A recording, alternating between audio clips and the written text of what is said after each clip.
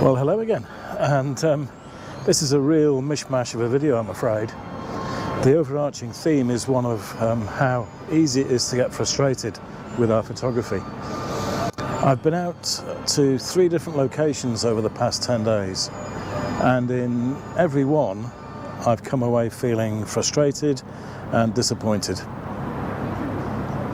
The first outing I made was to a village on the south side of Liverpool called Hale, and I was anticipating being able to put together at least 10-15 minutes worth of video to put across the history and get some interesting stills, and I only came away with 2 or 3 stills which are basically just record shots, to be honest with you.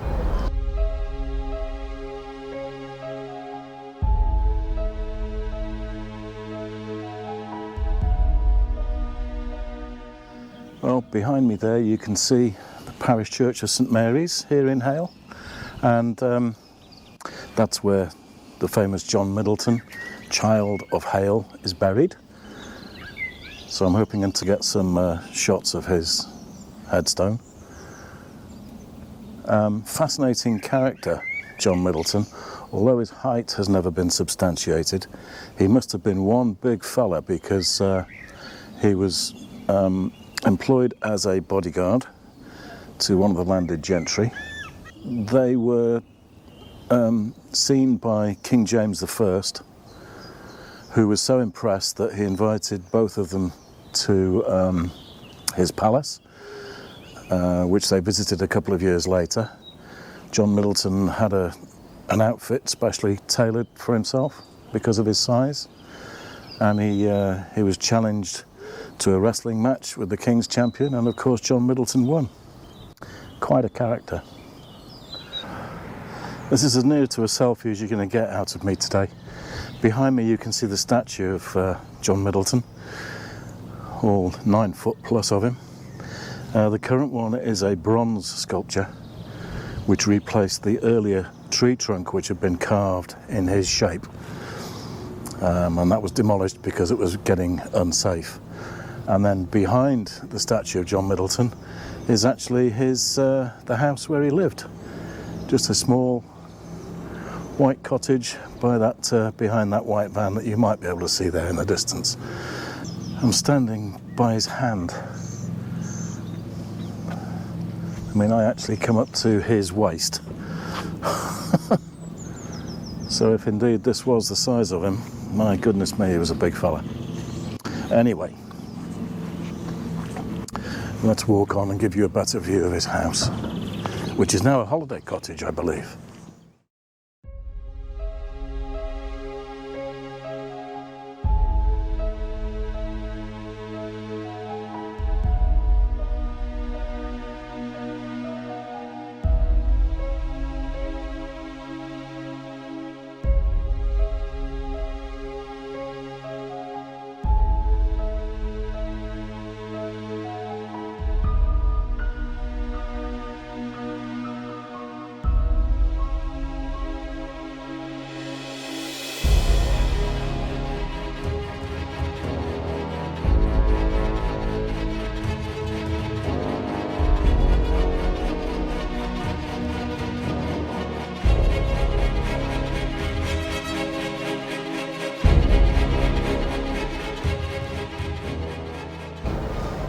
So that was Hale. The next location I went to was Haswell, Marshes, over on the western side of the Wirral. I'll probably put up a map actually to try and show you the 3 different locations. Haswell Marshes on the Dee estuary, heavily silted up that area, and I was hoping to get some reasonable landscape shots of the marshland. I came away with only a couple, one of which involved an old wrecked boat which wasn't even particularly photogenic because it was a fiberglass hull rather than wooden. Disappointing. And I was battling very bright, clear sunshine all the time, both in Hale and in Haswell. Now I've come down here to the west side of the Wirral Peninsula. This is Lower Haswell, and this area is still known as Haswell Beach Car Park. It's many years since it's been a beach, I can tell you that much. It's a beautiful part of the world. Quite what I'm going to be able to generate with my camera, I do not know. We shall wait and see. It's a cloudless blue sky again, so very harsh light, but we'll see what we can get. Looking out across this landscape, you might be forgiven for thinking that this is open heathland or meadowland, but the low hills that you can see in the background, that's North Wales, and this whole area is the Dee estuary. The river, such as it is, although there are streams and sort of rivulets about maybe 200 meters away from me, the main stream is probably at least half a kilometer away in the distance. It's invisible to me standing here anyway. Well, I've come out about 200 meters away from the old shoreline, the promenade, and I've come across the first rivulet, if you like, or tributary of the Dee. Please don't think this is the main river flow. This is a good half a kilometre, if not more, further east than the main river itself. But I've come out here specifically because there is a very, very rare beast that I can show you right now. Have you spotted it yet? It's out there somewhere, look. Wow, there. My camera on a tripod. Now I've set the camera up low. I don't think I'm going to be able to show you exactly, but that's more or less the shot that I want to get. Okay, because the stream branches here.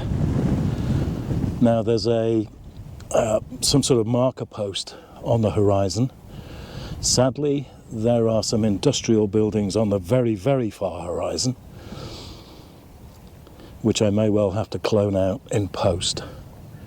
For those of you that watched the video a few months ago where I took out the old legacy lens, the Sigma 400mm, which was, it's a bit of a plaything really, but I did say at about that time that I was going to do a couple of things that took me out of my comfort zone. Now, one was using that 400mm Sigma, which means it's an 800mm equivalent on this Micro Four Thirds system. And the other thing that I've done is to purchase one of those magnetic filter sets after some recommendation. I don't think it's the same one that my friend Nick During the Meanwhile's got, but nevertheless, it's a 10-stop filter complete with a polarizing filter. So I opted for the 58mm size, and I've bought some step-down rings so that I can attach the 58mm 10-stop and circular polarizer to the 12 to 50mm lens, which, as everybody should know, is my absolute favourite lens at the moment.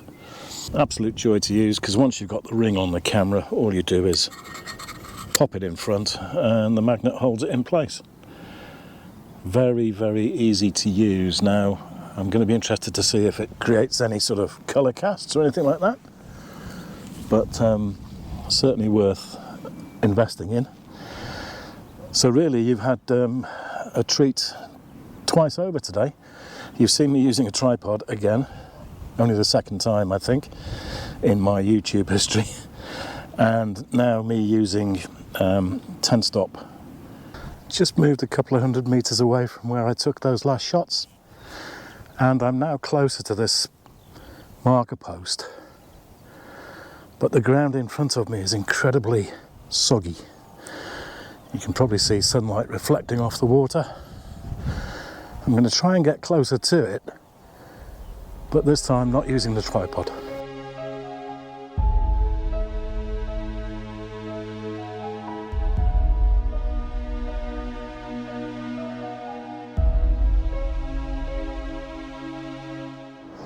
And then this morning I've just come back from Bbinsdale Nature Reserve, again on the Wirral, down towards sort of Bebbington, Bromborough area, hoping to get some images of the stream and woodland out there. Yet again I was very, very frustrated. Hello again and welcome to Bbinsdale Nature Reserve, which is alongside Middleton Park here on the Wirral, not far from Bromborough. Beautiful early morning. It's a good few years since I've been here. I don't expect much will have changed, but I've come out today with a low pro backpack and a tripod, so we're going to see if we can capture any nice images, in particular of the stream.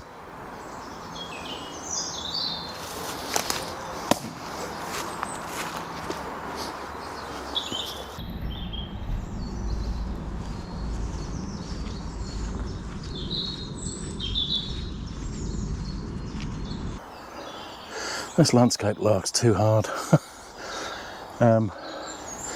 You may be able to see behind me, I've had to scramble down the slope from up there in 2 stages to get close to the stream itself. And there's a shot that I want to try and get. Whether it's going to be worth it is debatable, but I'll just quickly turn the GoPro around so you've got a view of what I want to look at.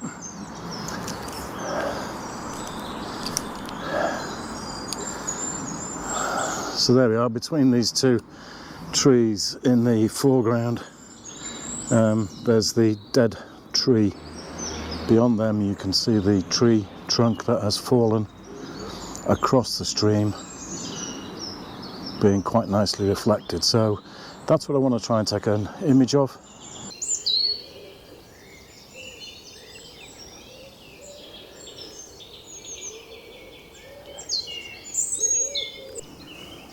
Naughty me, but I have just come through an unlocked gate. Anyway, I shall retrace my steps, make sure I'm not upsetting the ranger. Is it me, or does everybody, when they're out trying to do landscape images, look for the big picture? Because that's what I've been doing this morning, with absolutely no success, it has to be said. But behind me, in this sort of water meadow, and this whole area is a site of special scientific interest, so that's why the sign was up just now that I showed you. But behind me there's an old waterlogged log with a single flower growing out of it. I'm just going to take one of that and see what I can make of it. That's it, out there, look. Yeah, it's worth a try. I've taken very few this morning. No, you're not going in that one. Come on.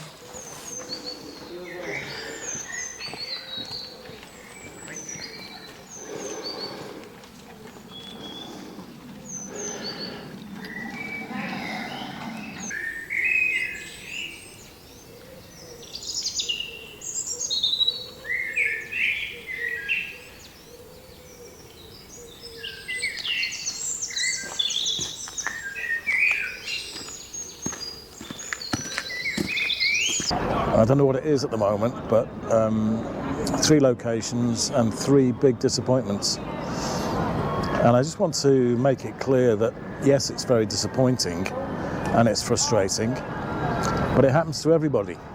I don't care which YouTuber you watch, how good the content that they create is. The chances are that sometimes at least they will have a less than successful outing. That's what's happened to me 3 times on the trot, sadly. So the message is, don't worry, it happens to everybody. You just got to brush yourself off, wipe yourself down, and start all over again, or whatever the saying is.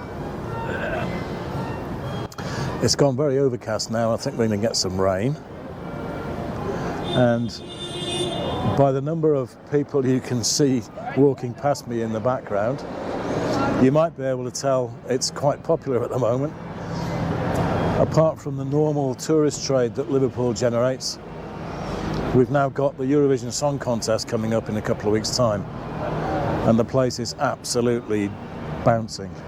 So from an overcast Liverpool and a disappointed photographer, I'm going to say keep your chin up, continue to enjoy your photography, and I'll see you all very soon. Take care. Bye for now.